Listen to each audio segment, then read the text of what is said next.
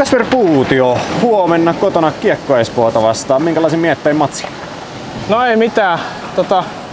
Lauantaina vähän huonompi suoritus, niin lähdetään sitä parantamaan sitä.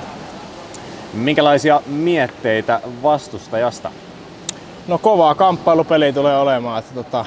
Varmasti tiivis ja fyysinen matsi tulee olemaan ja varmaan vähän kiekko on vallan väline. Kummatkin joukkueet haluaa pitää kiekkoa paljon, niin otetaan me kiekko ja tehdään enemmän maaleja, niin se on hyvä.